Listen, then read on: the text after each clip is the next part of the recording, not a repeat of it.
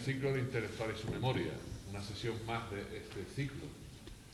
Y como corresponde al ciclo, y en este caso con motivos muy especiales, con un gran intelectual en España, con un gran intelectual que es el profesor Carmelo Lisón.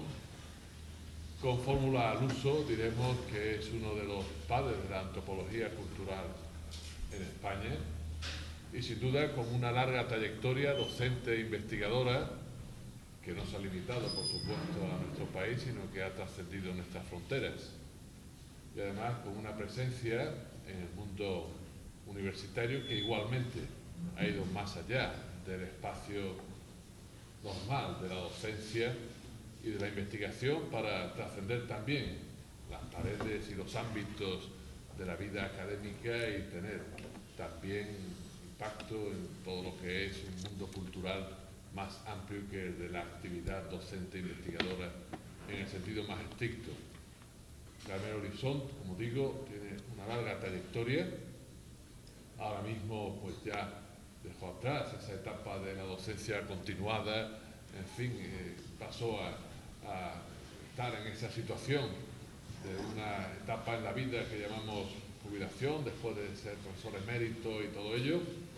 Es miembro de la Academia de Ciencias Morales, Jurídicas y Políticas y desde ahí sigue ejerciendo, digamos, su magisterio con otros compañeros y compañeras que le acompañan en esa importante institución que igualmente tiene un papel relevante en nuestra vida cultural y también por lo que desde ella se expande en el ámbito político y jurídico.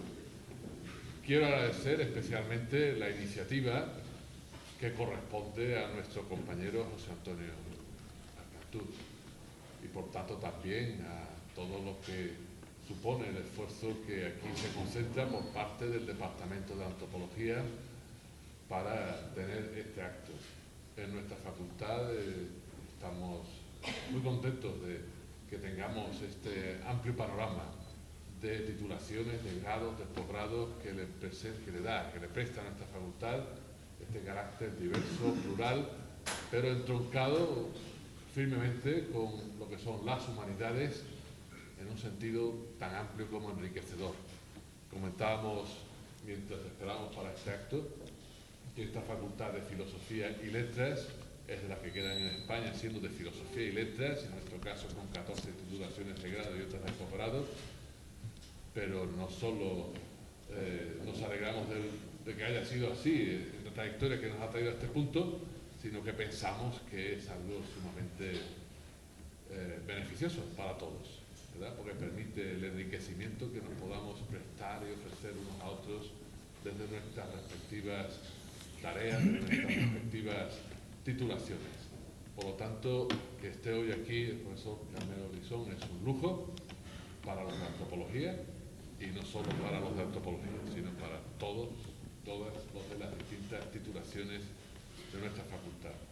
Bien, vayan estas palabras mías de bienvenida y de felicitarnos por el acto que tenemos, de agradecer a José Antonio y a otros compañeros y compañeras la iniciativa, en fin, de subrayar lo que es la tarea de equipo por parte de este equipo de canal, en este caso nuestra vicedecana Ana Gallego, que pone siempre todo el esfuerzo necesario para que estas cuestiones las podamos realizar.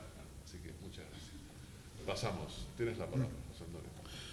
Pues muchas gracias. En el campo de los agradecimientos seré breve a la facultad, evidentemente, que desde hace tantos años y a través de diversos periodos y mandatos de decanos, pues ha organizado este ciclo único y tan especial, que tengo entendido que comenzó nada menos que con Rafael Alberti, si no recuerdo mal, y ha dado lugar pues a una serie de entrevistas magníficas que ahora además se editan en pequeños libritos, algunas de ellas.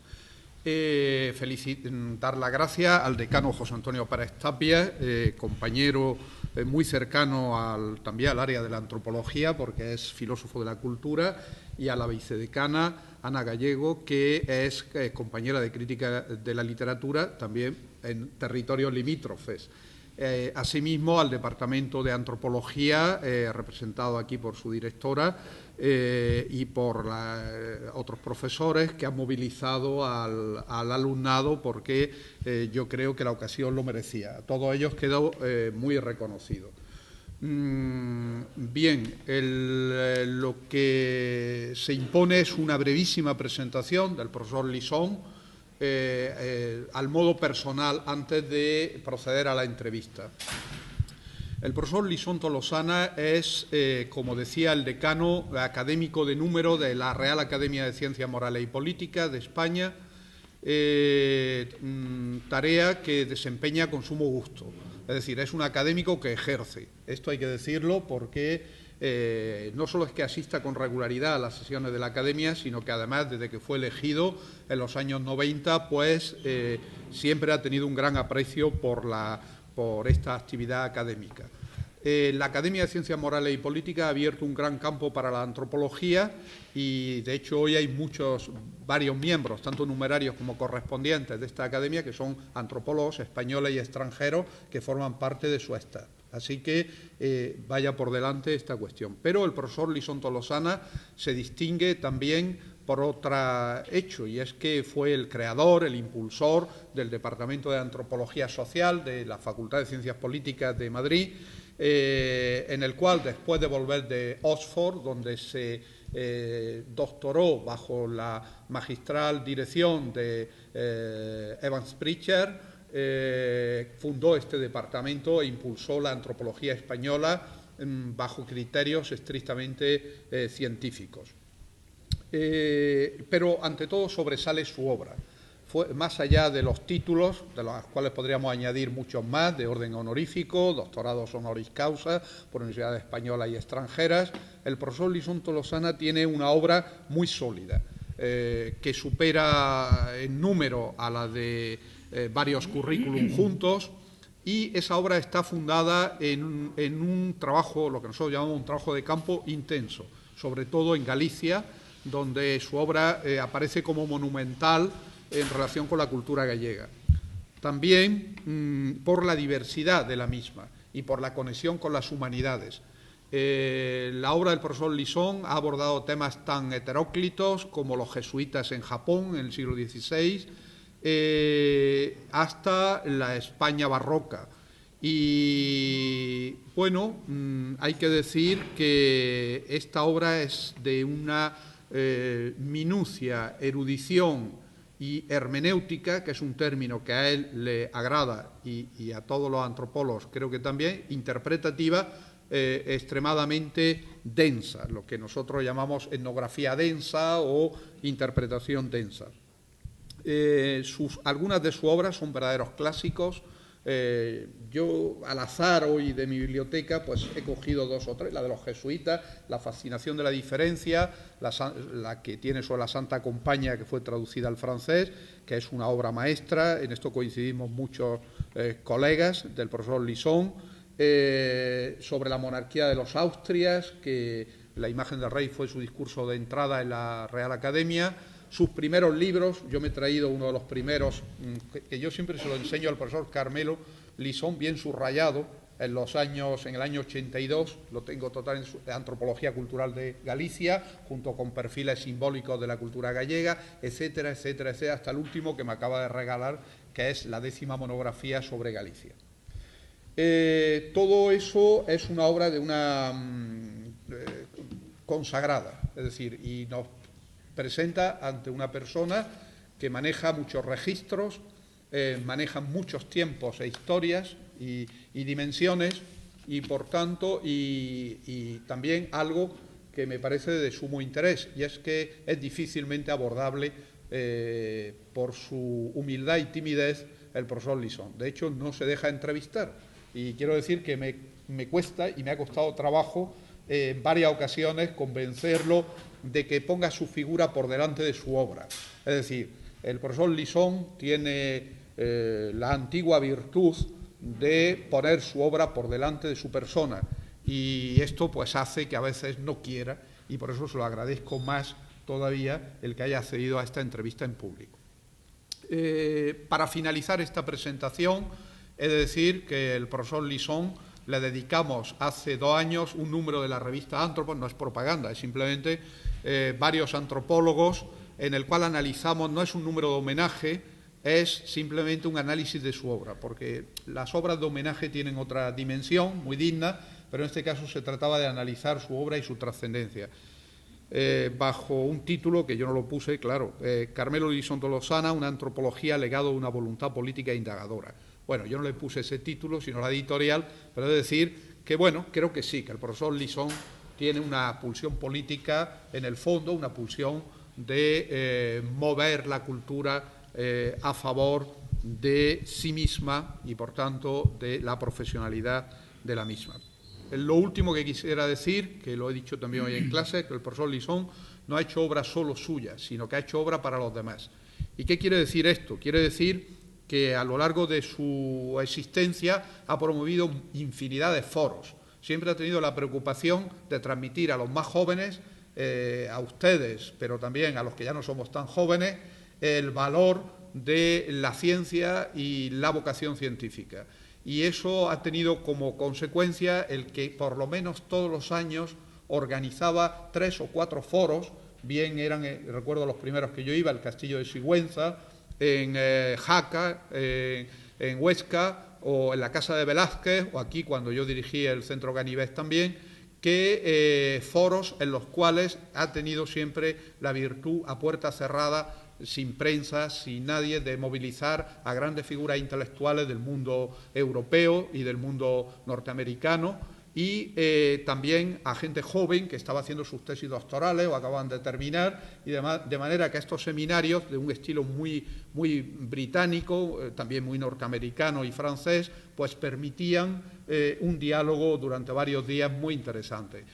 Yo le quiero agradecer esos momentos inolvidables que hemos pasado en estas reuniones, porque es lo que todo profesor, todo estudiante desea, que es socializar su conocimiento, ponerlo en común y discutirlo sin cámaras, sin nada, simplemente para gusto y deleite de nuestra ciencia. Y dicho esto, porque creía que era obligación presentar un poco la figura del profesor Lizón, y espero no haber matado su biografía en todo esto, que tiene muchísimo más que decir, por supuesto, paso a hacerle, o si quiere él decir algo, la primera pregunta, como quieras, Carmelo. Ya aquí entramos en el terreno de la informalidad. Muy bien. Gracias, señor decano, por la presencia y por las palabras que acaba de decir. Y gracias, profesor González Alcantú, amigo, compañero y batallador conmigo en muchas batallas. Quiero dar las gracias a los dos por estas palabras que acaban de decir, de forma que de vez en cuando yo miraba alrededor pensando que se referían a algún otro. Han sido tan amables, tan cariñosos, tan corteses conmigo, que me dejan un poco abrumado. En realidad, yo quería decir unas palabras introductorias también, y espero no cansarles, y seré corto en las contestaciones a las preguntas que me hagan. Para mí es todo un privilegio, repito, todo un privilegio estar aquí ahora en esta Universidad Granadina con ustedes, a la que he venido tantas veces durante muchos años para tener seminarios, reuniones, conferencias, publicaciones, escritos, artículos, visitas a distintas partes etnográficas de la provincia, donde tanto he trabajado con José Antonio y tanto me ha beneficiado a mí el estar aquí, en este sitio de Granada. Todo esto lo hice a través del Centro de Estudios Etnológicos Ángel Ganivet, creado y dirigido por José Antonio y pilotado durante bastantes años, de forma que pudimos hacer algo muy importante, con puertas cerradas, como acaba de decir él, pero con publicaciones excelentes que todavía siguen vigentes hoy, después de muchos años. Además, y con esto me refiero especialmente, aunque no únicamente, a los que hacen antropología, para decirles que durante estos años se logró poner a la Casa de Ganivet, al Centro de Estudios Etnológicos, en el mapa de España. Y no solo eso, debido al pilotaje de José Antonio, aquí confluyeron lo mejor que había en la antropología de Europa y también a veces de Estados Unidos y de América del Sur. Y entonces se logró poner en el mapa de la antropología europea el Centro de Estudios Etnológicos de Granada, la Casa de Ganivet. Realmente, por si no lo saben, quiero que se debería recordar esto, porque fue uno de los hitos mayores que ha tenido la antropología española desde entonces hasta ahora, y no se ha repetido, ni siquiera se ha repetido en ninguna otra parte de España. Esto, para mí, decirlo aquí, en público, en Granada, es una satisfacción inmensa, porque no es mérito mío, sino de este señor que está a mi derecha. Y se lo agradezco mucho porque me dio oportunidad de oír a excelentes profesores de antropología de distintas partes del planeta y aprender mucho. Así que, gracias al decano por presentarme tan amablemente y gracias a José Antonio porque me hizo aprender antropología en esta Casa de Ganivet. Muchas gracias. Bueno, pues pasamos directamente.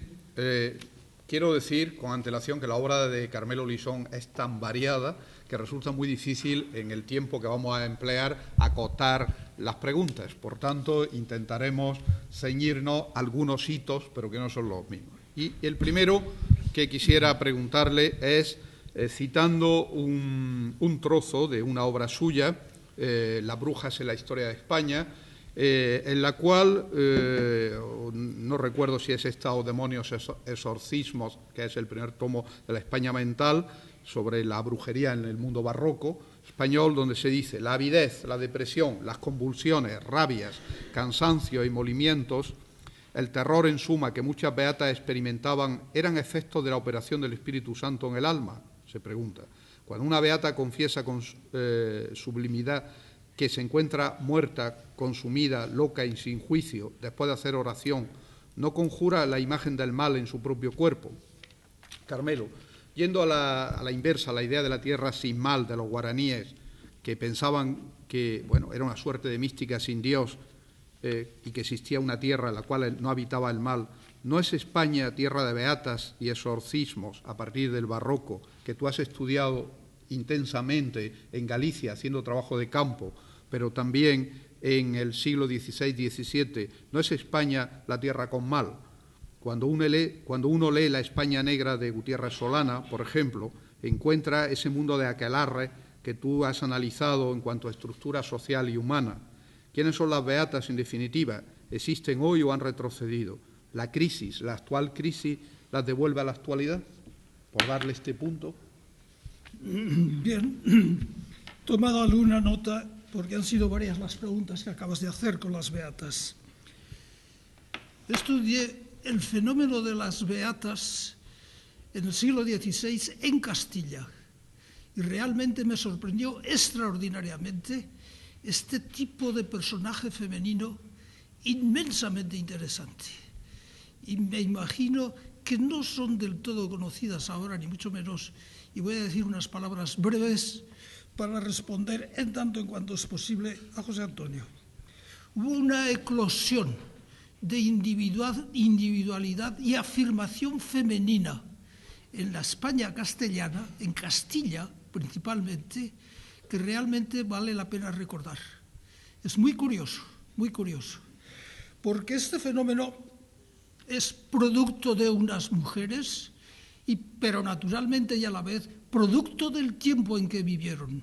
Y esto siempre es interesante, pensar que hay raíces radicales, que es lo que significa raíz, para que surjan momentos eclosivos, en eclosión, de ciertas mujeres que cambian la faz de España durante varios varias decenas en el siglo XVI.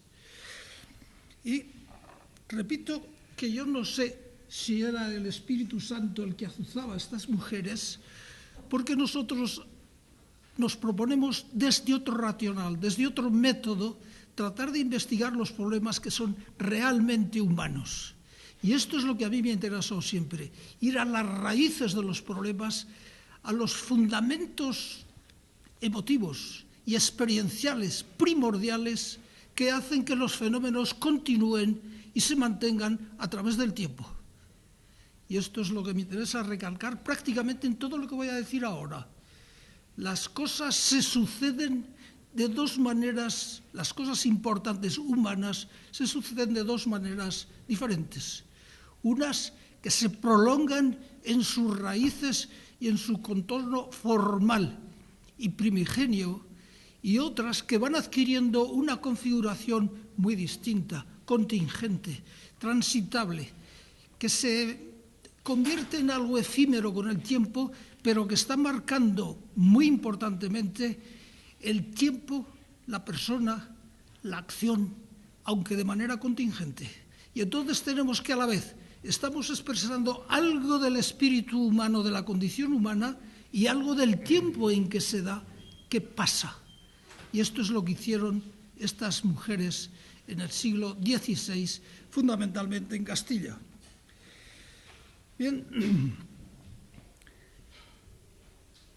y esto lo abordamos desde el modo social y el modo cultural.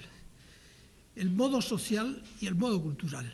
Estas mujeres comenzaron a pulular en el siglo XVI viviendo en sus casas fuera de los conventos y abrieron las puertas de los conventos para que la mujer saliera, un poco como hacen ahora las monjas que viven en pisos, etc. Esto lo hicieron unas mujeres castellanas en el siglo XVI. Comenzaron saliendo a la calle de sus casas, las monjas saliendo de sus conventos a la calle también. Comenzaron a enseñar la religión en todos los ámbitos que pudieron, de una manera que curiosamente en ese momento respondía, y era innato también aquí en Castilla, a lo que estaba pasando con los protestantes en Europa. Comenzaron a predicar a los curas, les daban permiso para misar, hablaban en las misas echando sermones. En la Complutense, en la Universidad de Alcalá, en aquel tiempo que era muy famosa, daban clases y hablaban a los estudiantes y a los profesores. Y tenían cenáculos en las casas de la nobleza castellana. Y salieron algunas de ellas realmente eruditas, porque escribieron, y alguna tenía hasta 50 libros en su biblioteca. Piensen ustedes que entonces hacía muy poco tiempo que se escribían libros y se publicaban libros. Pues tenían algunas de ellas 50 libros, equivaldría a miles hoy si los tuvieran, comparado con aquel tiempo. Es más, aconsejaban al cardenal Cisneros, que era la primera autoridad política civil de España, cuando era regente. Es decir, tenían una influencia verdaderamente extraordinaria. Y estas mujeres escribieron, publicaron cosas, hablaron y dejaron una huella realmente importante. Curiosamente, en Aragón, el reino de Aragón era algo diferente. Eran las beguinas, las mujeres que se llamaban beguinas, y se llamaban así por la influencia que había tenido y que estaba teniendo en Europa desde finales de la Edad Media la mujer en el mismo sentido aparente de lo que pasaba en Castilla. Tenían un fondo común con una serie de conscripciones y configuraciones diferentes debido al sitio, al lugar y al tiempo. Las beguinas existen todavía en Holanda, no en España. Bien, estas mujeres, naturalmente, como todo místico y toda mística, tenían esos arrebatos terribles que has nombrado ahí. Es lo que le pasa a Santa Teresa, otra de esas mujeres increíble en el siglo XVI en toda Europa, o como la Noche Oscura de San Juan. Es decir, las dudas que tenían sobre lo que estaban haciendo, sobre cómo innovaban, la oposición a veces eclesiástica, sobre todo porque se creían los clérigos y los obispos aparcados en su jurisdicción, eran tremendas. Y entonces, de aquí esa terrible duda de qué estaban haciendo, si valía la pena, si no valía la pena, pero siguieron adelante y lo hicieron. A mí me ha extrañado mucho, mucho, que las feministas hispanas no saquen a flote todo esto, porque es realmente único, castellano, entonces muy castellano, y que vale la pena porque sigue vigente el espíritu de aquellas mujeres que hicieron eso en Castilla. Vuelvo, sin embargo, a la última parte, como había varias preguntas insertas en la misma. Junto a ello también aparece el tema de la brujería. Sí. Quiero modificar o acotar la pregunta también a que junto a las beatas están las brujas. Y tú, precisamente, en las brujas, en la historia de España, has dicho que la brujería es un fenómeno no español, sino un fenómeno que procede de Europa y que en los Pirineos es donde se encontraba la frontera, puesto que el gran movimiento brujeril se produjo a partir del Languedoc francés. Y entonces, esto quiere decir que hay un momento en el cual la península ibérica se convierte, y esto da lugar al surgimiento, entre otros, de la Inquisición, junto con el tema morisco y cristo hebreo. Esto provoca finalmente que la península se convierta en una especie de laboratorio, vamos a llamarle así, de la lucha contra el mal.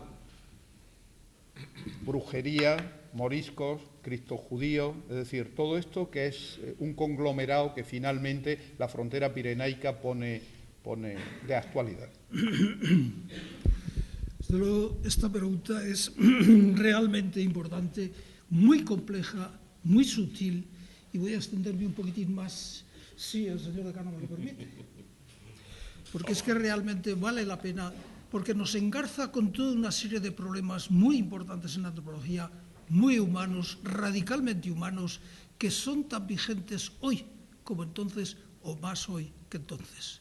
Porque hoy tenemos muchos más medios de comunicación y por consiguiente podemos extender mucho más el radio de acción de estas mujeres. Me di cuenta pronto, empezando en Galicia, mi trabajo de campo, de que la brujería, entendida en sentido gallego, era muy importante para entender la vida de las personas. Y entonces me dediqué durante un par de años a ir buscando o teniendo entrevistas con estas mujeres durante tiempo para ver desde el punto de vista de ellos, desde la empatía, desde lo que dicen, desde lo que saben, porque me tenían que enseñar a mí qué eran ellas, porque yo no lo sabía. Y entonces comencé a plantearme una serie de problemas antropológicos, no solo etnográficos. Y recorrí Galicia, hice un mapa de las brujas que había entrevistado, esto está publicado, de qué es lo que me habían dicho, cómo veían ellas su misma esencia. Y llegué a escribir un volumen que ha presentado ahora aquí José Antonio, no tanto sobre estas mujerucas gallegas que me dieron la etnografía, sino de la figura sintética de la bruja. Esto es lo que me importa, pasar de lo concreto, de lo empírico, de lo sustantivo, de lo que se encuentra en la vida diaria, de lo que hacen las personas en su radio de acción, en su momento, en su tiempo, partir de la etnografía para llegar al universal. No quedarme en eso nada más, porque todas esas ascripciones, como acabo de decir con las beatas, son pasajeras, son contingentes, añaden forma, figura, brío, intención, etc. Pero a mí lo que me importa es ir algo más allá para ver si toco techo humano, para ver si encuentro raíces radicales de forma que pueda entender la brujería en Galicia, en Ceilán, en Norteamérica, en el siglo XVII, la brujería actual en África o la brujería actual en Suecia, en Inglaterra, que hay mucha más que en Madrid, sobre todo en Londres, o la brujería en el siglo XVI en Kioto. Es decir, esto es lo que a mí me interesa, ir más allá de lo efímero y llegar a ver cosas de la condición humana.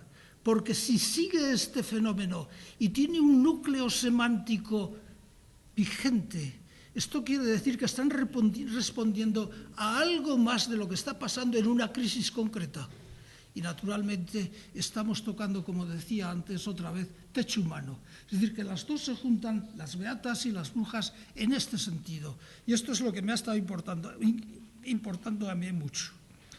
Es decir, que veo todo esto, las brujas, como factores, la existencia de estas personas, como factores primarios de existencia y como factores primarios de convivencia. Ahí voy para ver cómo y por qué se origina esa figura sintética, expresada, vehiculada a través de personas concretas. Son dos modos muy importantes en la antropología y tenemos que movernos de uno a otro si queremos decir algo que valga la pena. No conformarnos con las pocas cosas que nosotros vemos o escribimos.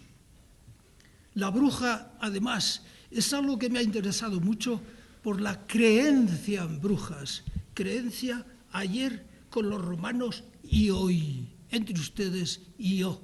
De esto quizás si hay tiempo quiero hablar un poco, porque es para qué vale la antropología. Además, la creencia adquiere una autonomía propia. Ustedes creen mucho más que lo que creen, creer. Tienen muchas más ideas que son creencias y muchas más creencias que no se pueden demostrar empíricamente que vale la pena tenerlas. Pero las tenemos y es de lo que vivimos. Y por consiguiente, me ha interesado mucho es anotar este apartado en la brujería, de forma que hay un capítulo dedicado a qué es la creencia o la naturaleza de la creencia. Es más allá de lo que me dan pie esas mujeres gallegas que viven en la actualidad y actúan en la actualidad.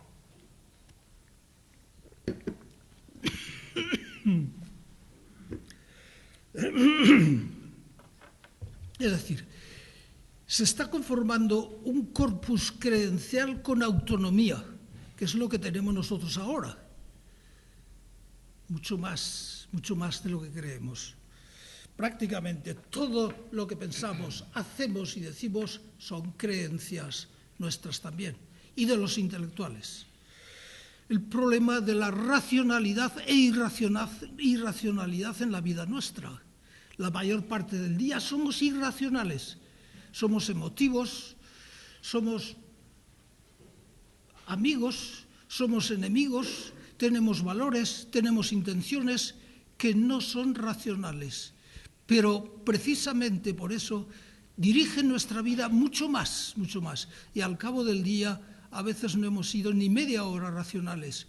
Vivimos de la irracionalidad, en el sentido de que tenemos ideas y creencias, intenciones, deseos, emociones que no controlamos y que se nos imponen sin darnos cuenta. Otra parte que me ha interesado, y por eso he estudiado la brujería, es por los conceptos de poder y autoridad, que esto he vuelto a retomarlo, como ha dicho José Antonio, en el libro que escribí sobre la Casa de los Austrias. El poder simbólico, que es muy importante, los iconos y símbolos del poder, las formulaciones retóricas del poder, de que tampoco nos damos cuenta, pero que si se manipulan bien, tienen mucha fuerza en la sociedad. Hoy, sobre todo, con los medios que tienen y que tenemos al alcance para hacer llegar nuestras ideas, nuestros deseos, nuestras intenciones a los demás. Si se hacen desde una manera imaginativa y retórica, son realmente fulminantes, aunque no sean verdaderas, que normalmente no lo son. Pero este sería otro tema. Luego hay otra razón por la cual me dediqué a las brujas, que es porque se configura en ellas, en España, en la España barroca, anteriormente con los romanos, con los asirios, con toda la brujería que hay mucha en África en otras partes de Europa. Suecia e Inglaterra son muy fuertes en esto, en América no digamos, porque condensa la figura y el concepto del mal, el mal con mayúscula. Siempre que hable del mal me refiero al mal con mayúscula, no al mal pequeño este concreto, sino al concepto general de mal. Y esto nos afecta a todos y ha afectado desde siempre, desde antes de ser humano, nuestros prehomínidos tenían ya este problema porque morían, problema del mal, que viene con la estructura de convivencia, etc. Además, hay que focalizarlo en los puntos críticos, en los puntos flexibles, en los puntos mudables, cambiantes de crisis, liminales, limítrofes, donde está el extraño, el ajeno, etcétera, que tanto está causando, tantos problemas está causando ahora con la migración en toda Europa y en Estados Unidos también. Es decir, todos estos son problemas que están condensados ahí y que se repiten continuamente y para los que no tenemos solución. Son aporías humanas y esto es muy importante que nos lo hace ver bien la antropología. Bien, no sé, bueno, también es la teoría de la desgracia, viene desde este fondo primitivo y se está repitiendo porque, repito, estamos tocando fondo humano. Es decir, estas son las razones que me influyeron o que determinaron que me dedicara a escribir este tipo de cosas. La figura sintética de la bruja se morfea, se cambia continuamente en distintas potencialidades y se convierte en metafísica, que es la otra cosa. Y entonces hablamos del concepto del mal, y el mal aplicamos como queremos, cuando queremos y contra quien queremos. Y esto se sigue haciendo hoy, ahora, aquí, como se hacía con las brujas gallegas cuando yo las estudié y como se ha hecho siempre con las brujas en todas partes del mundo. Es decir, manipulamos concepciones, figuras sintéticas según nos conviene y donde ponemos toda una serie de creencias, de juicios de valor, de tensión, etcétera, según nos conviene también en el tiempo. Es toda una epistemología de lo que estoy hablando. Y para mí la antropología es, después de pasar de las condiciones primarias de existencia de esos fenómenos, a ver cuál es la epistemología y la ontología que hay detrás de todos estos fenómenos. No nos conformamos con el folclore, no nos conformamos con la etnografía, tenemos que llegar a una antropología de ultimidades, donde nos topamos con la muerte, con el más allá, con la trascendencia, entendida de maneras muy distintas, pero eso es a lo que queremos llegar, es nuestra disciplina. Yo no sé si José Antonio está de acuerdo conmigo o no, pero es esta la antropología mía, una antropología humanista. Bien, llegamos ya a simbolizaciones, etcétera. Pero lo que quiero hacer es indicar algo más que me parece realmente importante, y he traído un texto, porque me dijo José Antonio que iba a hablar que quería que hablara de las brujas. He traído un texto y voy a responder así, en parte, a lo que me ha estado preguntando. La figura sintética de la bruja satánica, cuidado que estoy haciendo categorizaciones importantes todo el tiempo y voy a pasar de las unas a las otras. La figura satánica de la bruja viene de Francia, viene de Aviñón concretamente. Entre 1330 y 1340 se consolida la idea de la bruja que va a los aquelarres, que tiene pacto con el demonio, que puede hacer el mal a distancia simplemente con la mente, que mata a los niños, que causa el mal, las cosechas no funcionan, las mujeres no tienen niños, etc. Esa figura satánica viene de Aviñón y pasa por los Pirineos. Hay que contar que entonces, en la época que estoy diciendo, de Juan XXIII y de Inocencio IX, son los papas que están allí en Aviñón. En esa época, el reino de Aragón tenía posesiones en el sur de Francia y feudatarios en el sur de Francia. Es decir, que había una corriente muy normal ideológica y de otras cosas, los trovadores, por ejemplo, que pasaban de un lado a otro sin fronteras. Pues bien, pasa por el Pirineo y llega a Jaca ya muy pronto. porque en 1430 ya hay una acusación de bruja satánica, no como las mujerucas estas gallegas que se dedican a hacer pócimas y mandar recetas y recitar en salmos y poesías y hacer rituales para curar los enfermos, etcétera, o las curaciones que ellos creen que tienen. Estoy refiriéndome a la bruja satánica. Y pasa y se extiende por un lado hacia Barcelona, donde hay muy pronto matanzas por las autoridades civiles de las brujas, que las queman, autoridades civiles. Y pasa por el otro lado hacia los vascos y llega a tener una eclosión tremenda en Zugarramurdi a principios del siglo XVI. Entonces, viene por ahí, se extiende por esa parte y tiene la mayor repercusión de todas en esa zona. No quiero indicar ahora cómo pasa, etcétera, sino ir al grano para no alargarme demasiado en lo que estoy diciendo.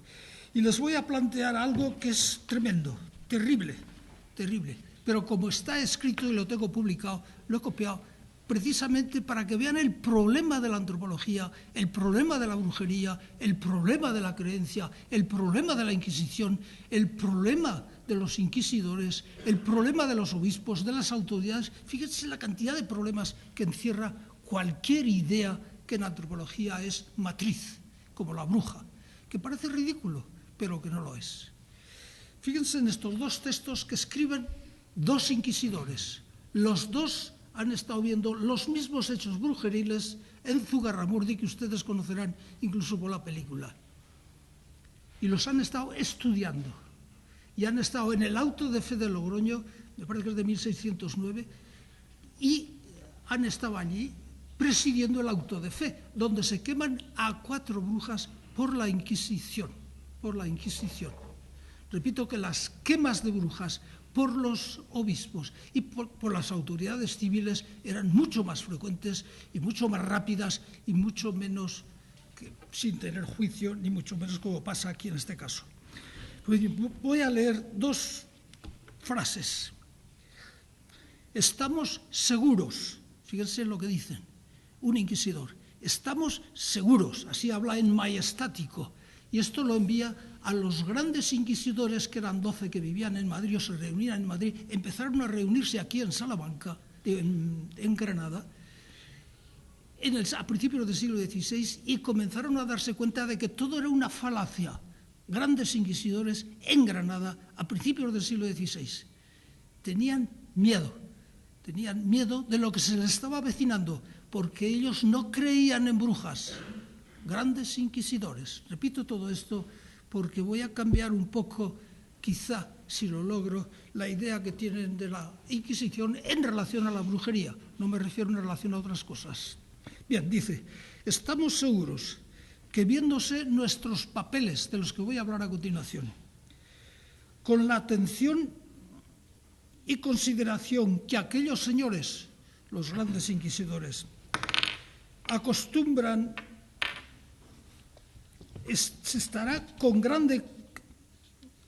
se verá con grande claridad y evidencia por fundamentos certísimos e infalibles la verdad de esta secta de brujas, que van real y verdaderamente y se hallan corporalmente en las juntas de aquelarres.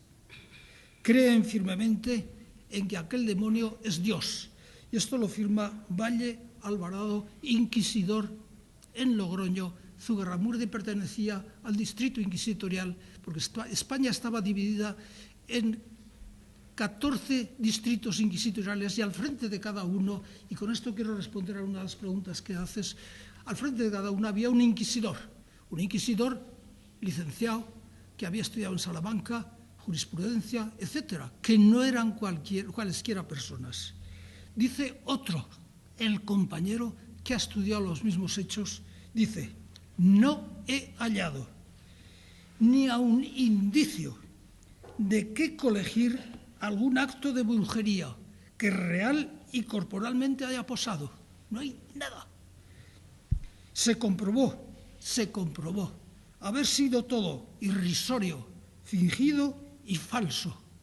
Y así todo es demencia que pone horror imaginarlo. y lo firma Alonso de Salazar Frías, un dominico inquisidor. ¿Se dan cuenta de la contraposición que hay? Entonces, claro está, uno se pregunta, ¿qué es la realidad? ¿Qué es la verdad? ¿Qué es lo que está pasando ahí? Si gentes y doctores como estos, obispos, autoridades civiles, etcétera, están todos literatos que escriben, están divididos unos que sí, otros que no, y la mayor parte de gente culta en España en ese momento está creyendo que todo es verdad y realidad empírica y objetivamente demostrable. ¿Cómo es que podemos crear mentalmente al otro, a estas mujeres, llamándoles brujas, clasificándoles de eso y llevándolas a una hoguera para quemarlas vivas? Que esto es lo que se hacía. Y esto es el problema que está no solo en España, sino en toda Europa, desde Islandia hasta Córcega y desde Moscú hasta Lisboa. Se queman brujas en toda España, por todas las autoridades, por los jueces, por las autoridades políticas, por todos, por todos. Es decir, esto es una cosa muy seria, porque se quemaron por lo menos en Europa, por lo menos porque hay actas de todo esto, de los papeles que se han conservado, que nos han conservado todos en la Inquisición, se quemaron al menos en Europa 50.000 mujeres. Por lo menos, se calcula que en realidad, debido a los papeles que faltan, que se quemaron hasta 70.000 mujeres. Esto es algo muy serio. Y esto en el siglo XVI y XVII, después del Renacimiento, cuando había universidades muy buenas en España y en otras partes. ¿Cómo podemos hacer esto? ¿Lo seguimos haciendo? Cosas mucho peores todavía. Bien, entonces voy a dejar eso por ahí y voy a indicar algo que me parece también muy importante. Y es que este Alonso de Salazar Frías, que era un dominico, no creía en brujería. Y el problema que tenían los grandes inquisidores era que aunque no creían, no se atrevían a decir que no creían, porque toda Europa, todos los clérigos y obispos, etcétera, de Europa creían también. En Alemania se publicaron libros extraordinariamente interesantes para ver qué es lo que se pensaba entonces. Uno, el Malleus Maleficarum, donde se indicaba cómo había que tratar a las brujas, etcétera. Y tenía unas repercusiones porque se leían en todas partes. Aquí en España se leía también mucho entonces este libro. Y entonces este señor se plantea en conciencia que no puede decir que aquello sea verdad, porque los inquisidores no lo podían decir porque temían que en el resto de Europa todas las autoridades, incluidos los papas que creían en brujas, les dijeran que estaban poseídos del demonio y que no les dejaba ver la verdad. Y entonces decían en cartas concretas que escribieron los grandes inquisidores, diciendo no podemos hacerlo sino a través de una mano oculta e ir prohibiendo a los inquisidores locales de los distritos que sí que creían en brujas, les prohibieron tratar con los casos de las brujas y les mandaron que todas las causas de brujas se las enviaran a ellos. Y entonces se puede seguir el trayecto en el Archivo Histórico Nacional de Madrid, donde estos inquisidores les dicen al inquisidor local, sobreséase, usted mande a esta bruja a su casa y le devuelva lo que se han incautado de ella y no vuelvan a tratar más de ello. Y todos los casos de brujería nos los envíen a nosotros. Esta es la forma de actuar que tuvieron los inquisidores. Todo esto está documentado. Y curiosamente, los que han estudiado esto de la brujería en España son extranjeros. Todos. Españoles, nada, nada. Siguen creyendo que la brujería, que todas esas cosas que nos dicen los de fuera. Bien, entonces este señor pensó que tenía que ir a estudiar caso por caso en Zugarramurdi, que era lo que había causado todo este embrollo, y se marchó con varios carros llenos de papeles que tenía que escribir, con intérpretes porque él no sabía vasco, y se marchó a ver qué pasaba. Se fue sentando durante meses y meses con cada una de estas brujas acusadas de brujería por allá, que las maltrataban sus vecinos, en fin, toda una historia tremenda, y fue sentándose tranquilamente con ellas y le preguntaba, ¿pero usted es bruja? ¿Y cómo es bruja? ¿Y qué pasa ahí? Bueno, y escribió 11.000 folios, que los pueden leer ustedes en Madrid, no es una cosa que yo esté discurriendo ahora. Y entonces ahí va demoliendo caso por caso y diciendo cómo es lo que dice, todo ficticio, falso, que da pena considerarlo. Y logró, escribe a los grandes inquisidores que pidan perdón a toda España por haber sido poco eficaces en la condenación de la brujería. ¿Saben ustedes cuántas brujas desde entonces mató la Inquisición? 20, porque se les escapó de las manos de los inquisidores locales. Esto hay que tenerlo en cuenta. Quiero decirles que escribió 11.200 folios, para comenzar.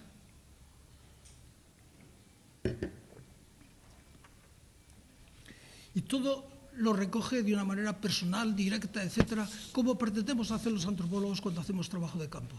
Estamos ahí con la gente, escuchándolos, tratando de entenderles, etcétera. Y entonces, una vez que escribió todo esto, lo hace de una forma epistemológica realmente contundente. Y está siempre diciéndoles a los inquisidores locales y a los grandes inquisidores que solo se pueden demostrar las cosas por casos concretos positivos. Es lo que se entendía entonces por la racionalidad. Y dice, si no se pueden probar por casos concretos que la bruja sale por la cremallera de la chimenea para irse al aquelarre, si no se puede comprobar que ha habido un aquelarre en un prado donde lo citan y se ve, porque han estado allí miles de personas y a la mañana siguiente la hierba está floreciente y no pisoteada, entonces estamos ante hechos positivos y concretos de que eso es falso. Entonces, sí, por decir que con estos ungüentos o con esta agua se puede embrujar a alguien o hacer bruja a alguna persona o llevarla por el aquelarre para el aquelarre volando, vamos a hacer estas pócimas y estas cosas como las hacen las brujas y a ver si, y empieza caso por caso a demoler de una y otra forma como puede, con casos positivos y externos que realmente acabó con la brujería en España. Y de esto, lo que sí quería citarles, porque me ha preguntado antes, que tengo aquí unas notas. La brujería satánica acabó muy pronto. En 1614 se acabó radicalmente por los edictos de los grandes inquisidores. Se pueden leer, están en Madrid, no me discurro nada. Tenemos, la última ejecución por brujería tuvo lugar en 1684, casi 80 años después, en Inglaterra. En 1692 en Salem, en Estados Unidos, que solo conocerán bien por las películas que hay. En 1727 en Escocia. En 1745 en Francia. En 1775 en Alemania. Es decir, que se siguieron más de un siglo más tarde, se siguieron quemando brujas en toda Europa, menos en España. Yo he pensado alguna vez, hablando con las feministas, que le deberían de elegir en homenaje algo importante, una estatua a Alonso de Salazar, por haber evitado la quema de muchas brujas en España. Muy bien, Carmelo. Pues ahora, cambiando de tema, para ir a algo más personal, tú hiciste la tesis doctoral con Evans Pritchard en Oxford y de temática relativamente distinta, dada la amplitud de tu obra, dejamos atrás este problema. Fue sobre tu propio pueblo, sobre la Puebla de Alfindén, simulado con el nombre conforme a los cánones de la época del Monte de los Caballeros. Y en esta obra siempre a mí me ha sugerido dos preguntas que te hago ahora. Una, bueno, quizás la primera parte y luego pasaremos a la segunda, la importancia de lo local. De lo local. Es decir, que tú te centras en tu propio pueblo para hacer tu primera tesis doctoral, porque hay que decir que luego tuviste que hacer otra segunda por un detalle chusco de la historia española, y es que no te reconocieron el título de Oxford y tuviste que hacer otra tesis en la Complutense sobre, en este caso, para poder ser profesor en este país. Y la Puebla de Alfindén, todo lo local, la historia local, la relación entre antropología e historia aparece como un núcleo fundacional. Sin embargo, Evans Pritchard, que había estudiado la religión también y que había estudiado la brujería, en brujería, magia y religión entre los Azande, no era tan afín, o sí, al tema histórico. Es decir, tú pones ahí un hito, antropología e historia, lo local. Es decir, sitúas toda esta problemática que quizá Evans Pritchard, al haber trabajado sobre África y el estructural funcionalismo, no tenía muy en consideración la historia. Incluso se había labrado todo un trabajo en contra de la historia como disciplina, ¿no? Sí, cierto que en Oxford me reconocieron mi licenciatura de Zaragoza y aquí no me reconocieron mi doctorado de Oxford. Entonces tuve que hacer otra tesis. Además, en el ministerio me decían, pero no sea usted tonto, cambia el principio y el final de cada capítulo y pasa la tesis de Oxford.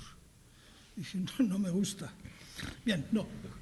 Hay que tener en cuenta, primero, que yo hice filosofía y letras, la rama de historia, y para mí era muy importante la historia. Segundo, que Evans Pritchard escribió Los Anuncios de Cirenaica, que es un libro de historia, total, del principio al final. Y sobre todo, que hay una cosa que hizo estando yo allí, que dio una conferencia en Manchester sobre antropología e historia. Y fue una especie de iluminación para todos los funcionalistas que lo quisieron aceptar, de que la historia era muy importante y muy necesaria en antropología. Entonces, a mí no necesitaba convencerme, porque estaba convencido de antemano de todo eso. Y esa magnífica conferencia que dio en la Universidad de Manchester, me parece que fue en 1957 o algo así, tuvo una repercusión en Inglaterra tremenda. Hubo dos bandos que durante años estuvieron escribiendo en Man, la revista antropológica inglesa, unos a favor, pocos, y la mayor parte en contra, porque vivían del funcionalismo de Radcliffe Brown. Pero él dice dos cosas que son muy importantes. Es un libro Antropología Social, que es un libro además muy fácil de leer, muy interesante, muy bien escrito, con ese inglés que tenía él, donde dice, me parece que es en el capítulo primero, la antropología o es historia o es nada. La antropología es arte y la antropología es moral. Esas tres ideas son fundamentales en el pensamiento de Evans Pritchard y para mí han influido mucho continuamente, porque todo sistema social, dice él, es un sistema moral y por consiguiente hay que partir que siempre los valores, las ideas, el qué hay, el qué debe haber, qué hacemos, qué debemos hacer, etcétera, es algo que está en la mente de todos los informantes que tenemos, los valores. Y entonces la historia la da en el libro que escribe, que es un libro muy curioso porque él estuvo durante la guerra, le tocó estar en el ejército inglés y estuvo en el norte de África. Y entonces estaba un poco para captar, cuando estaban los alemanes allí, de liaison entre lo que estaba pasando con los alemanes, de espía, vamos, con el ejército inglés. Y entonces se dio cuenta que no se podía escribir la gente de Cirenaica si no se tenía en cuenta su historia. Había que tener la historia en cuenta para ver cómo la historia puede ser válida en otros tiempos y ahora. Es un poco lo que está diciendo Gadamer de la historia afectual. Cómo la historia, algunos aspectos de la historia siguen permanentes, sobre todo los que yo decía antes, de los que son radicales y fundamentales, que eso siguen permanentemente actuando a nivel latente muchas veces, pero no menos profundamente que los demás. Y entonces era muy partidario de la historia. No quiso contestar a nadie en todas las diatribas que se le decían, porque él tenía mucho humor y pensaba que no valía la pena contestar a nadie. Pero sí que tenía interés en la historia y sí que la conferencia aquella en el Departamento de Antropología de Manchester en 1957 es realmente importante para el cambio radical. Y el otro cambio radical que realizó es que de la función se pasaba al significado, a la semántica, que es lo que hace que con todo el ejercicio en Quoth, la idea del espíritu de los Nuer, la religión, hace el cambio del funcionalismo a la semántica y de la estructura a la historia en antropología. Y bueno, ya que ha sacado y invirtiendo un poco el orden de las preguntas, el nombre de Gadamer, al cual habría que añadir también el de Paul Ricoeur, y en el campo este de las humanidades del cual hablamos, te acabas de citar el tema de la historia. ¿Qué influencia ha tenido para ti, que sé que es mucha, este contacto con la filosofía y sobre todo de Gadamer, de Ricoeur, también con la semiótica, es decir, porque el antropólogo básicamente tiene curiosidad por todo, ¿no? Entonces, háblanos un poco, porque escribiste en los años 70, si no recuerdo mal, aquel libro Antropología y Hermenéutica, que a algunos no les sentó nada bien, y que yo, sin embargo, lo interpreto como una continuación de tu obra anterior. No veo esa contradicción que algunos quieren ver entre un Carmelo Lisón estructural funcionalista, vamos a llamarle así, consagrado al estudio de las estructuras sociales, y un antropólogo con una deriva, vamos a llamarle de esa forma, filosófica. Sí, como he dicho antes, yo tenía un bagaje de historiador antes de ir a Inglaterra, antes de ir a Oxford, y luego había leído con cierto interés, con mucho interés, porque fue para mí descubrir un mundo nuevo, a Dilthey. Yo recuerdo que compré en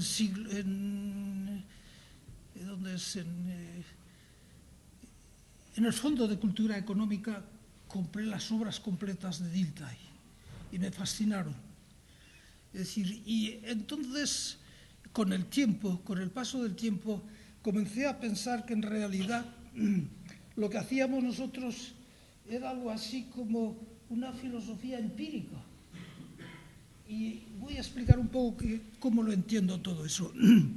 Y es que yo creo que lo que tenemos que hacer, lo he indicado un poco al principio, o lo que yo pretendo para mí mismo, es partir de una etnografía densa, objetiva, con un trabajo de campo serio, muy prolongado, con los pies en la tierra siempre, para que partamos de algo que está ahí, que es positivo, que se ve, que se puede repetir, que se puede filmar, como yo hacía de vez en cuando, que se puede reproducir en textos, porque son las palabras de la gente y el texto permanece ahí.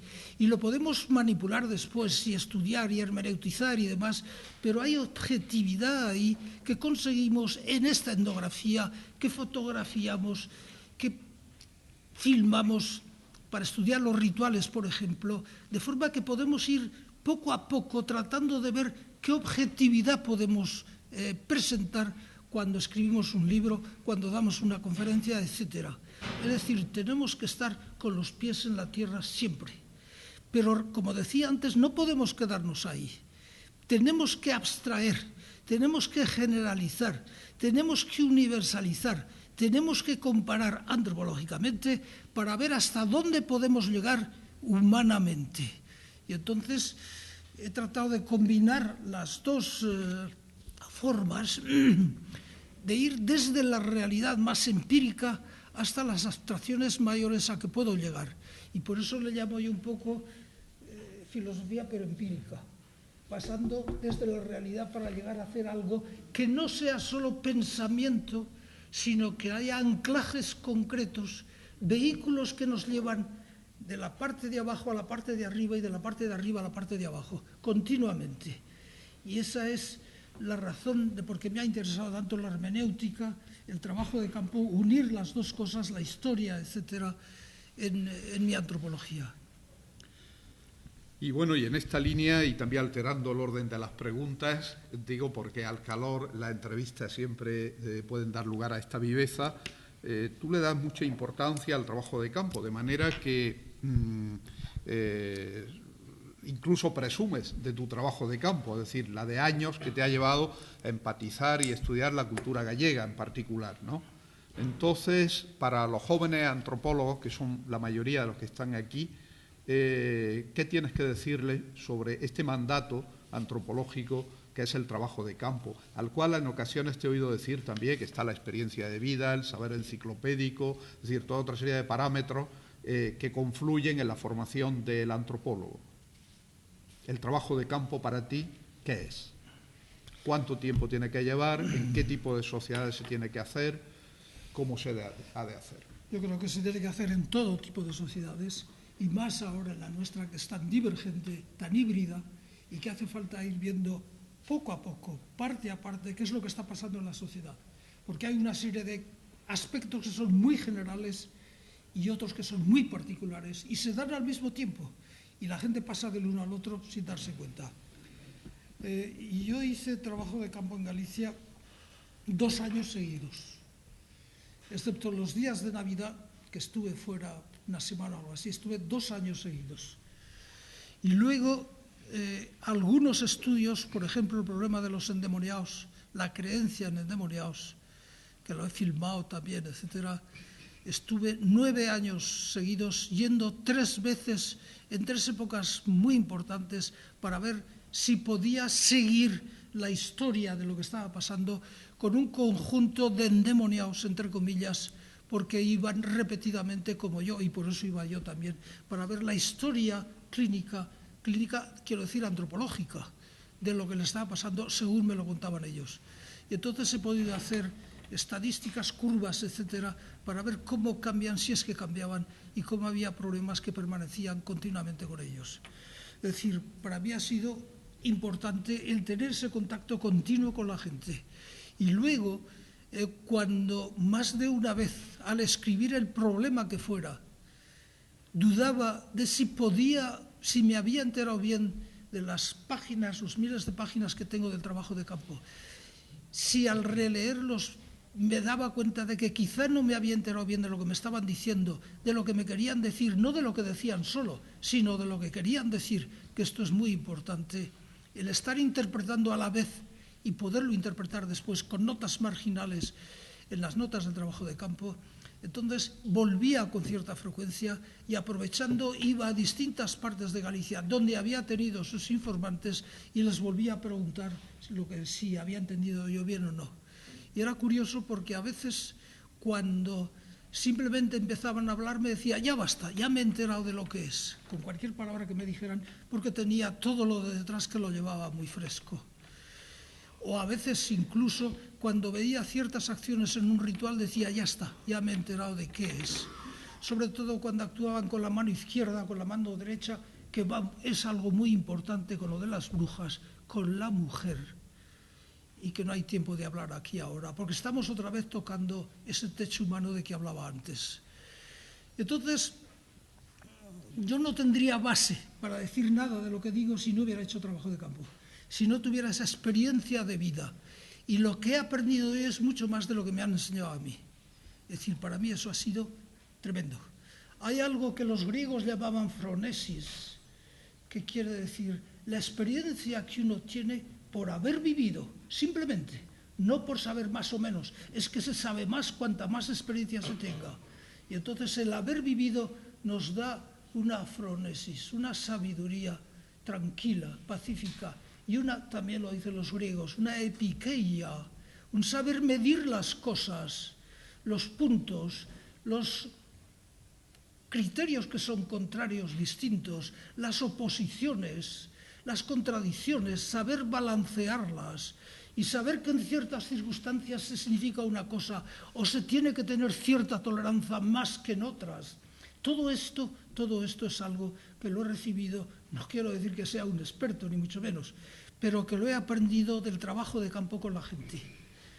He escrito un artículo que te tengo que enviar sobre la ambivalencia en Galicia, sobre el sí y el no al mismo tiempo, o como ellos dicen, todo es a según.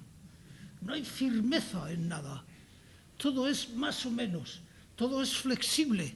Todo depende de cómo se interprete en un momento determinado y cómo se digan las cosas en un momento determinado, porque significan una cosa u otra.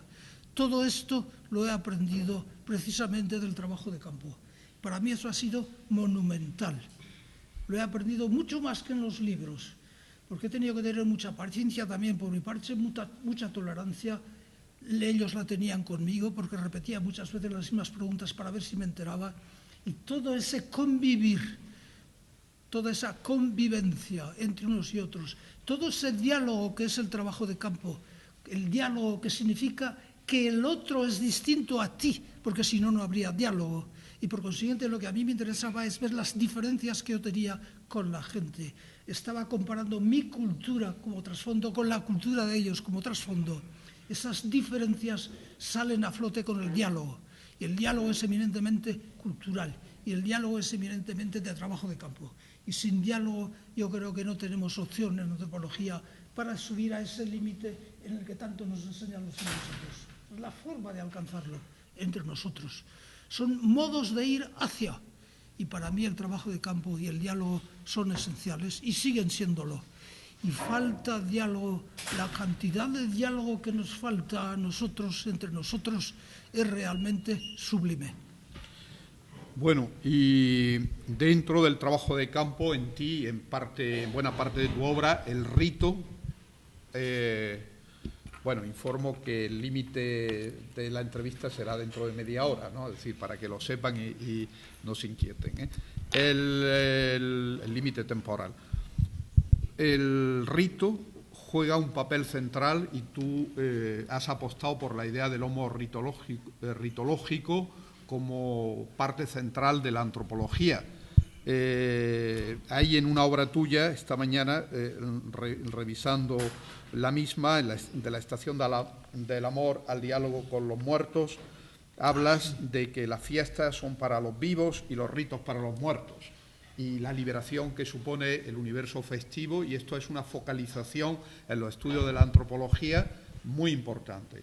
De manera que yo te pregunto, ¿tiene más importancia el rito para ti en antropología que el mito? Es decir, o en tu obra al menos, ¿cómo definirías el rito?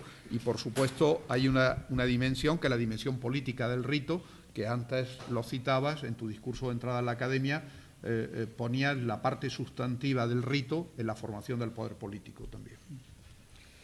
Cuando estabas hablando del rito, he apuntado aquí y el mito. Y el mito.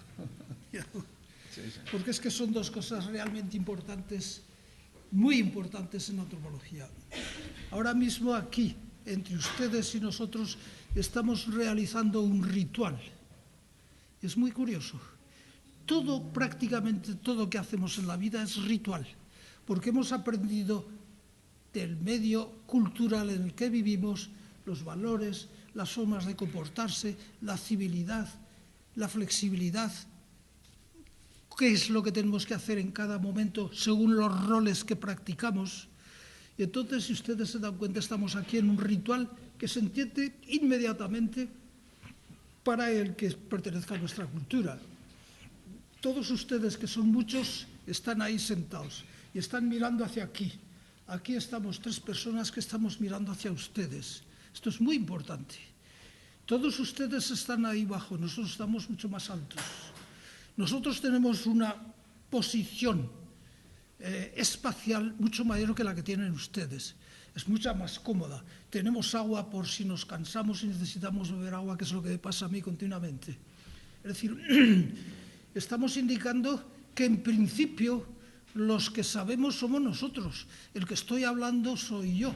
No quiere decir que sea cierto, pero es lo que estamos escenificando. Porque escenificamos con los ritos muchas cosas en las que no creemos, pero que son fundamentales para seguir cívicamente nuestra vida, lo que tenemos que hacer.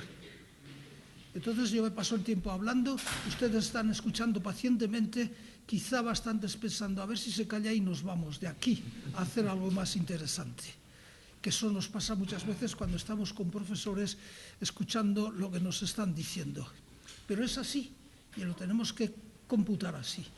Yo me negaba a ocupar el sitio central porque le pertenece al decano.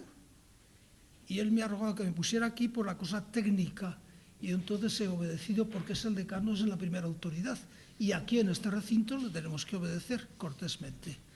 Es decir, estamos dramatizando valores, que es lo que hacemos siempre. Expresando sentimientos, ideas, deseos, etc. Y toda la vida nos la pasamos así. Y si no tenemos el focal del ritual, difícilmente vamos a entender lo que pasa. Naturalmente, tenemos que saber cómo, primero, qué ver en un ritual. Y segundo, más tarde, cómo lo interpretamos ese ritual.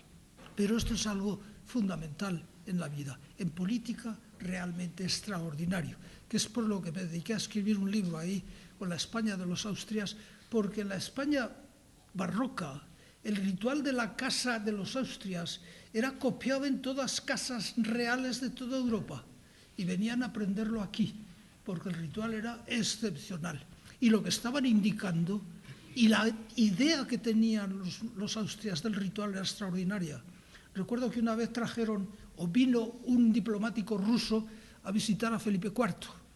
Y entonces lo que hicieron es, con mucho sentido, ir paseándolo por el palacio, llevándolo, enseñándole los cuadros de pintura que tenían, que eran excepcionales, y lo llevaron por unas avenidas dentro del palacio, que era grande, y cuando iba por otra parte cambiaban los cuadros y le ponían tapices para llevarlo por allí otra vez e indicarle que hacía kilómetros por el Palacio Real. De forma que el hombre salió pensando que había recorrido varios kilómetros del Palacio Real, viendo tapices que eran excepcionales, los flamencos, los cuadros que tenía, etcétera, etcétera. Y entonces estuvo diciendo en Moscú la importancia, la grandiosidad, etcétera, que había visto en la casa del rey Felipe IV. Lo engañaron de esa manera, como hacían entonces continuamente. Es decir, el ritual era importantísimo, precisamente porque, en parte, porque estaba descendiendo paulatinamente el poder de la Casa de los Austrias en Europa. Entonces había que compensarlo de alguna manera ritual, simbólica, etc. Es decir, siempre me ha parecido el ritual algo extraordinariamente importante. Y el mito es algo que no podemos prescindir de él. Hace poco estaba leyendo el mito de los Nibelungos, el alemán, y el que trata Wagner en más de una ópera. Bueno, si se lee ese mito con las damas elegantes, etcétera, con los vestuarios que llevaban, con los caballeros honorables, etcétera, y luego, al mismo tiempo de toda esa sociedad ilustrada, rica, ritualizada, embellecida por todos los lados, con poetas por todas partes, con músicas de arpa por todas partes, etc. Y al mismo tiempo se está viendo cómo se retuercen el cuello unos a otros, cómo se apuñalan, cómo se mienten, cómo engañan. Es decir, se combinan esas dos versiones de la vida. Estamos ahí ante uno de los mitos mayores después de los grandes mitos griegos. Y eso no ha cambiado. Otra vez, porque están tocando la condición humana, que no ha cambiado, en esencia, porque partimos de la biología como cualquier animal. Entonces, claro está, cualquiera de estos mitos, los griegos, por ejemplo, nos están enseñando lo que somos de una manera extraordinaria. Sófocles, por ejemplo, escribió, me parece que fueron 120 tragedias, y nos han quedado de esas tragedias 8 nada más. Pues bien, si ustedes leen esas tragedias, o las de Eurípides, las 8 tragedias nada más, indican y hacen ver que Sófocles conocía el corazón humano tanto como lo conocemos nosotros ahora, no más. Es decir, esto es muy importante. ¿Cómo vehiculan estos señores, cómo vehiculan la literatura, toda una serie de valores que pueden tocar el corazón humano de una manera como no se ha tocado nunca? Esto se aprende cuando se ve desde una manera, el mito desde una manera hermenéutica, y aprendemos de él muchas cosas que no aprendemos de otra manera y que se dicen mejor en parábolas, en ambigüedad, para que cada uno lo pueda interpretar a su manera. Se dice mucho mejor en tropos, en retórica, con los mitos, que directamente, porque son mucho más expresivos y son mucho más durables. Y bien, pasando también a otro aspecto importante de tu biografía, quería plantearte tu relación con el Extremo Oriente, variando de lugar. Hiciste un viaje recuerdo yo que nos hablabas con pasión, en el que, entre otros, quiero recordar que iba Humberto Eco, ¿no? Sí. Fuisteis a China y luego, poco después, le consagraste un libro que está publicado, como otros muchos tuyos, en ACAL, a los jesuitas y su contacto con el mundo samurái japonés en el siglo XVI. libro que lleva por título La fascinación de la diferencia. Hasta ahora hemos hablado de la diferencia, pero internos, dentro de la península. Este contacto con el Extremo Oriente, ¿qué supuso para ti biográficamente e intelectualmente el poder hacer también en paralelo la obra sobre los jesuitas en el Japón? Sí. Primero me dio un respiro de Galicia, el dedicarme a otra cosa, para alejarme un poco de Galicia también y ver las cosas con más distancia, porque es algo que me he olvidado en el trabajo de campo. La distancia que tenemos que tener cuando se escribe es muy grande. No dejarnos influenciar. Hace unos meses, en una reunión cerca de Córdoba, estuvimos un grupo de antropólogos hablando de antropología, y al terminar estaba la presidenta de Andalucía y vino a saludarnos, y una de las cosas que le dije, que había un departamento de antropología fuerte desde el principio en Sevilla y que había estado bien protegido por las autoridades, y que había una cosa que no me gustaba, que solo se daban becas para hacer estudios, o fundamentalmente a andaluces, y para hacer estudios sobre la cultura andaluza. Y le dije que era mejor que además hubiera gente que fuera de Andalucía para ver las cosas con mayor frialdad, con empatía fría desde fuera, porque es importante para ser más objetivos y no dejarnos llevar precisamente por la pasión de ser de allí, de ser de la gente, de conocer aquello de antemano cuando no lo conocemos. Y me dijo que no, que tenían que dar trabajo a los andaluces. Bien, a mí me interesó mucho el mundo antiguo, el mundo asiático desde hacía tiempo, y recorrimos varios profesores China durante más de un mes. Hicimos la ruta de la seda, dando conferencias sobre la diferencia, la alteridad y la necesidad de hacer puentes entre todos. Y hice al mismo tiempo, en otras ocasiones, unos cuantos viajes a Japón, porque me interesó mucho la época de los samuráis. Y entonces dediqué un buen espacio de tiempo, años, primero a estar en Japón y sobre todo a estudiar la cantidad de miles de cartas que tienen los jesuitas en Roma, en su archivo, que escriben los jesuitas españoles y portugueses y un italiano cuando van allí a Japón por primera vez. Va un navarro, Francisco Javier, que se aburre de India porque no la entiende, ni le entiende, ni se cansa, y se va todo desesperado a ver si entiende mejor a los japoneses, y deja India y se va a Japón. Y va, además de él, va un andaluz, que es el que hace de intérprete, que no es jesuita, pero lego, porque no quiso ordenarse porque era una persona muy humilde. Y este es el que estudia japonés, está en contacto con los japoneses siempre y trata de traducir las ideas a Francisco Javier.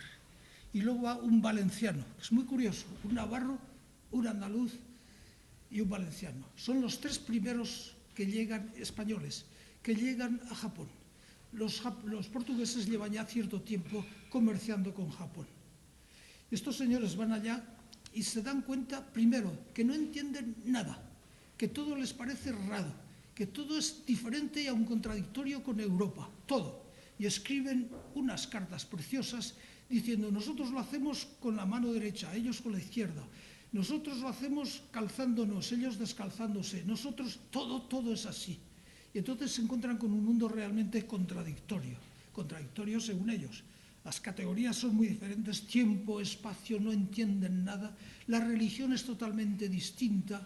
Se encuentran con los monjes zen, que han sido tan importantes ahora. Tratan de estudiar la religión y hacer unas confusiones tremendas ya con la palabra Dios, porque son muy diferentes las concepciones que ellos tienen y demás. Y entonces deciden no predicar hasta que no lleven varios años en Japón. Y que durante esos años tienen que aprender japonés, y tienen que aprender la cultura japonesa, y tienen que aprender la historia japonesa, y tienen que, lo que dicen ellos, japonizar. Claro, yo me encuentro con una cosa de estas en pleno siglo XVI y digo, estos señores son antropólogos. Están tratando de entrar en otro mundo desde el otro mundo, desde el mundo de los japoneses. Y entonces comienzan a tratar de adaptarse a Japón, a vestir como ellos, a copiar las categorías de los bonzos, lo que faltaba en Roma cuando se enteraron, a comer como ellos, a vestir como ellos, las barbas, toda esa serie de cosas tienen que hacerlas como los japoneses. Tienen que pensar como los japoneses, que eso es mucho más difícil, pero mucho más. Y lo que les cuesta pensar como los japoneses. Y tienen que hablar entre ellos en lo que sea, en japonés, aunque sea lo malo y lo más imperfecto que sea. Tienen que acostumbrarse a japonizar. Esto a veces les vuelve locos, locos de verdad, porque no pueden aguantar toda esa fuerza, todo ese brío que necesitan para hacerse japoneses, porque es un mundo ajeno, distinto, muy diferente. Y luego se pasan años así, sin hablar, estudiando, tratando de entenderlos. Y entonces viene además, uno de los que llegan allí con el tiempo es un italiano que era un noble, a cuyos padres le había dado la nobleza el emperador. Sus padres eran antihispanos, de Nápoles.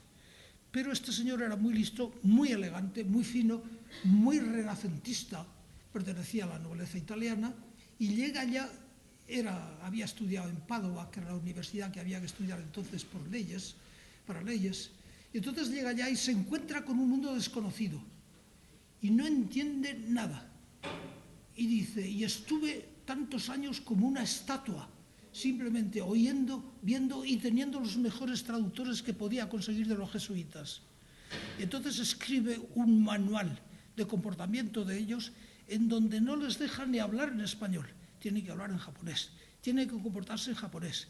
Y hace un manual desde los pies a la cabeza diciendo, tienen que manejar los ojos de esta manera y de esta manera, y las orejas, y la nariz, y la boca, y los movimientos de cabeza, y los movimientos de brazo, y los movimientos del pecho, y llega así hasta los pies, para que sepan japonizar.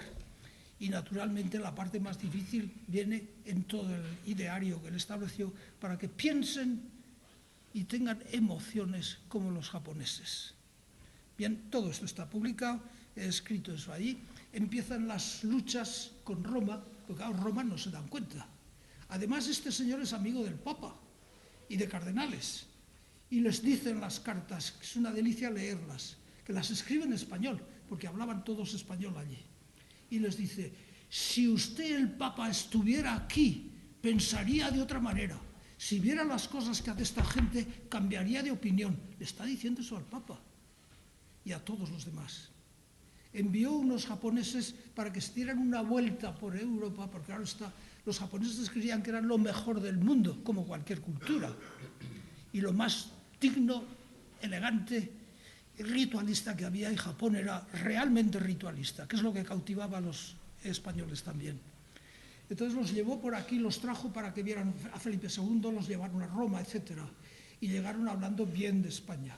Pero seguían pensando que el Japón era mejor, que eran mucho más corteses, que sus rituales eran mejores, etc. Es decir, lo que pensaba Baliñano. Pues bien, la ideología de Baliñano y de los jesuitas, entre ellos algunos españoles muy punteros, cambiaron radicalmente la visión de Japón y consiguieron de Roma, después de cartas que tardaban 6 meses en llegar aquí y otros 6 meses para que volvieran y recibieran la contestación, más el tiempo que se habían tardado en escribirlas, y por consiguiente las comunicaciones no eran como ahora. A pesar de eso, cambiaron la faz de los jesuitas y la faz de la Iglesia católica en aquel tiempo hasta cierto punto, porque Roma siguió pensando que había que tener una universalidad católica igual para todos los católicos de todo el mundo. Y entonces estaban en contradicción, lo que he dicho al principio, entre la abstracción, la generalidad y lo concreto de cada cultura. Es un problema que seguimos teniendo, que tuvieron los japoneses, que tuvieron los jesuitas y que sigue funcionando hoy día. Pero hicieron algo con los escritos que no se ha hecho cosa mejor, en mi opinión, desde el siglo XVI hasta ahora, que había que japonizar, que había que tener empatía y que había que tratar de entender al otro desde el punto de vista del otro. Esto en pleno siglo XVI, cuando no lo sabemos hacer todavía. Pues, y tengo solo dos preguntas ya para finalizar. Podríamos seguir así porque la obra del profesor Carmelo Lisón es un manantial de sabiduría muy diversas, pero quiero hacer dos preguntas en honor de los aquí presentes. Es sobre las nuevas técnicas de registro en antropología, porque tú has sido pionero. En el último libro que me acabas de regalar hay fotografías. Desde muy pronto tomaste un tomavistas y con él fuiste a hacer tu trabajo de campo, es decir, eras sensible ya en tiempos muy tempranos a lo que hoy los jóvenes aspirantes a antropólogos aquí presentes le llama mucho la atención, que es el vídeo, las nuevas tecnologías, etcétera. Extiéndete sobre el particular, porque de esto fuiste pionero en su momento, como se ha puesto de manifiesto en un artículo dentro del volumen que te dedicamos. ¿Y qué les puedes decir a los jóvenes antropólogos? Pues que me dan mucha envidia. Porque yo llevaba, probablemente, estoy hablando de hace 55 años, yo llevaba posiblemente el primer magnetofón que había en España, porque lo tuvieron que pedir fuera de España. Pesaba 12 kilos, era una cosa así. Las cintas duraban, cambiándolas, en las que yo compraba, que eran propias del aparato, 3 horas. O sea que eso me venía muy bien, porque cuando lo recogía por magnetofón, la gente se olvidaba. Bueno, lo podía recoger donde había luz, que en cantidad de sitios donde iba no había luz y por consiguiente no podía funcionar. Y no había con pilas, ni mucho menos. Aparte de que pesaba 12 kilos para llevarlo por ahí.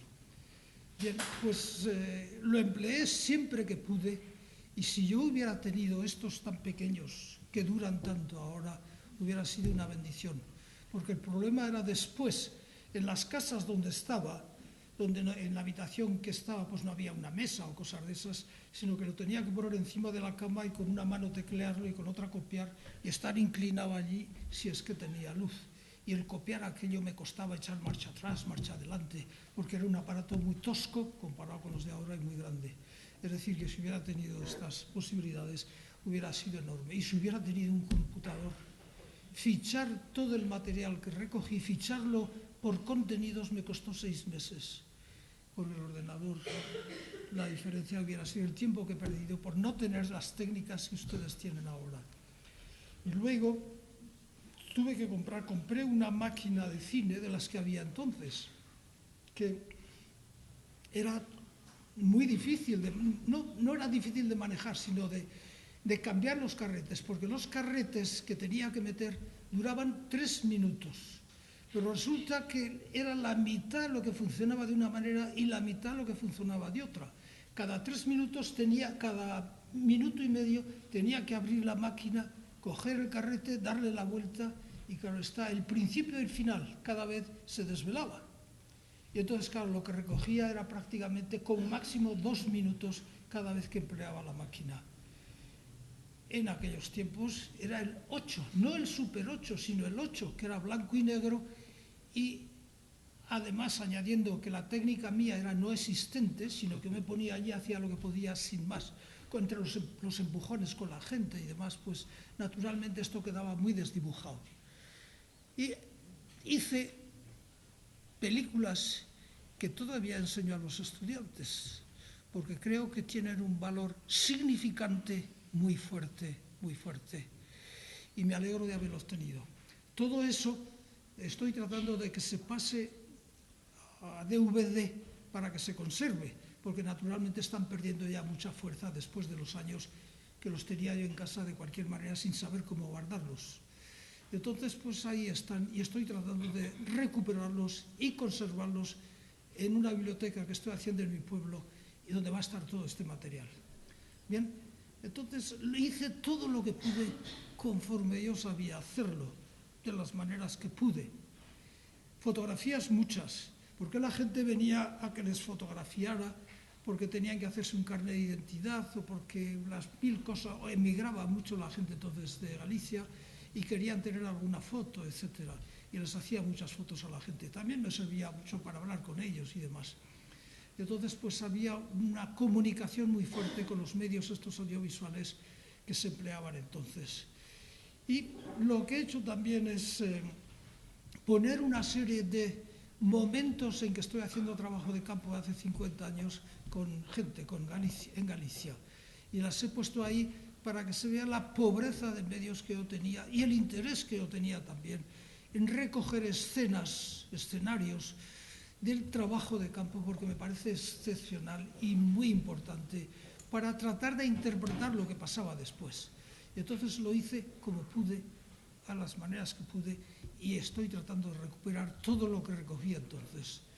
Yo invitaría a llevarse un buen equipo, ahora son mucho más fácil, simplemente con el teléfono que ustedes manejan, que yo todavía no he aprendido a manejarlo porque me asusta. El ir con el dedo por allí se me escapan las cosas. Y llevo uno aquí en el bolsillo que solo empleo en los viajes como ahora, que es así de pequeño, es prehistórico, pero a mí me sirve porque lo oigo y aprieto un botón y oigo. Y apretando este botón marco yo alguna cosa y con eso me voy defendiendo, porque para más no puedo. Entonces no me compro uno nuevo. Pero con los medios que tienen ahora pueden hacer cosas realmente interesantes y recoger información, fotografías y cine y voz. Es otra de las cosas que he sentido mucho, porque como yo no tenía mucho dinero tampoco, ni mucho ni poco, tenía que emplear las cintas continuamente, las borraba y las volvía a emplear. Estuve en el Padre Sarmiento en Galicia, que era un centro de folclore interesante, muy bien preparado, para decirles a ver si me darían dinero para poder guardar las cintas que se les enviaba a ellos después, para que recogieran las formas de hablar gallego o español gallego de la gente. Me dijeron que no. Entonces pues tenía que estar cambiándolas continuamente y suprimiendo lo que había recogido anteriormente. La riqueza que tendría hoy el Padre Sarmiento, si yo hubiera dejado allí todas las cintas que hice durante 2 años y después durante mucho más tiempo, y las pudieran tener allí ahora, tal como las recogí hace más de 50 años, realmente sería un valor incalculable. Pero, claro está, una cosa que también tenemos que tener en cuenta los antropólogos es que somos de fuera. Y entonces, ¿cómo un aragonés, que me decían a mí, va a entender a los gallegos? Este tipo sigue pasando, porque alumnos míos en Cataluña les han dicho, pero ¿cómo un castellano va a entender a los catalanes?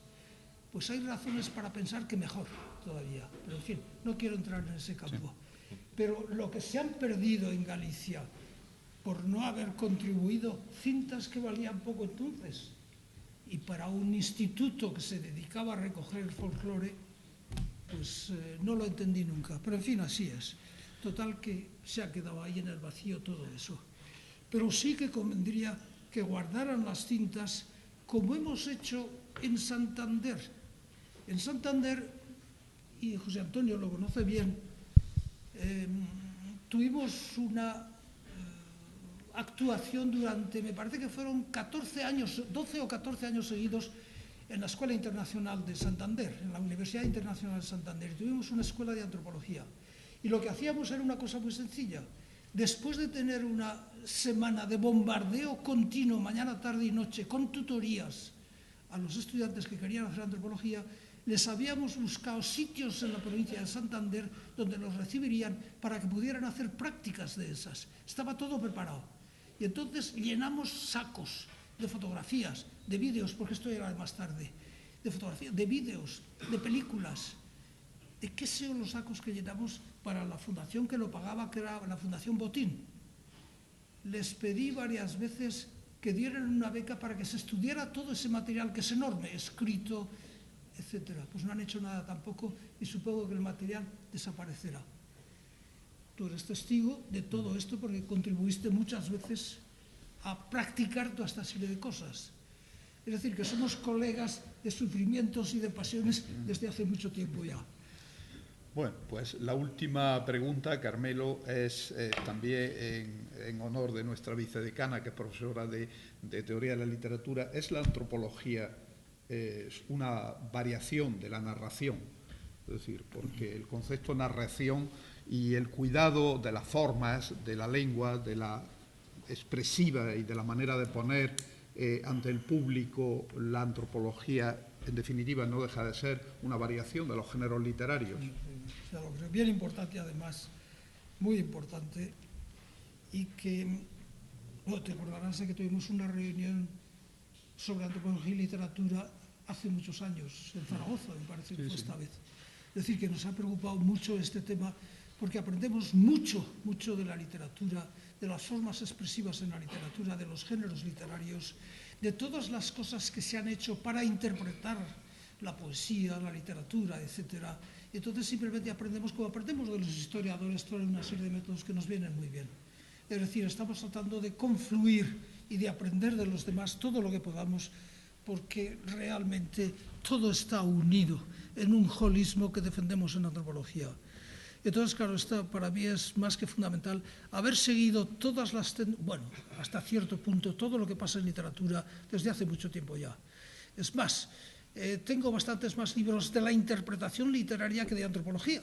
Es decir, que eso indica mi interés por toda esta serie de problemas que me parecen fundamentales y esenciales. No hay posibilidad de separarnos de la narratividad, de los modos de narratividad, de las formas de narratividad. El artículo este que he estado diciendo de la ambigüedad en Galicia viene de eso, que es bastante largo además. Es decir, es que la forma retórica, como se dicen las cosas, es fundamental. Y el problema que es interesante para nosotros no es tanto o solo que la retórica sea importante, muy importante, sino las formas particulares de la retórica en momentos determinados. Y esto es muy expresivo para sacar los valores, las ideas, los pensamientos, los cánones de pensamiento de la gente. Y ahí es donde nos viene de una manera que, si sabemos sacarlos, es fundamental. Y esto, yo lo repetiría una vez más, les he dicho muchas veces a los estudiantes, he escrito sobre esto y creo que es fundamental. Y de esto he aprendido mucho de los demás, de ellos, mucho. No solo de la hermenéutica, sino de la crítica literaria. Y la crítica literaria en Inglaterra es fenomenal. Y la sigo con verdadera pasión, porque me parece fundamental para mi disciplina. Es decir, que he aprendido mucho de ellos también y les estoy muy agradecidos. Bueno, pues hemos llegado al final de la entrevista y la última palabra, pues creo que la tiene el profesor Lisón, si quiere añadir algo más para concluir la misma. Y yo por mi parte, pues agradecerle enormemente que nos haya proporcionado este gratísimo momento y trufado de ciencia y acontecimientos personales en su vida. Sí, una palabra más y termino ya, porque están muy cansados y seguro que me van a odiar. Cuando yo terminaba de estar en áreas concretas en Galicia con la gente muchas veces no sabía leer ni escribir. Y me pasaba días y días con ellos haciéndoles preguntas. Al final me despedía de ellos lo más cordialmente que podía y les daba las gracias, etcétera, por lo bien que me habían atendido. Y entonces había siempre alguno de ellos, de los hombres mayores que tenían así un poco más prestigio, y me decían: señor, si en algo hemos ofendido, a perdonar. Pues yo les digo a ustedes, si en algo he ofendido, a perdonar.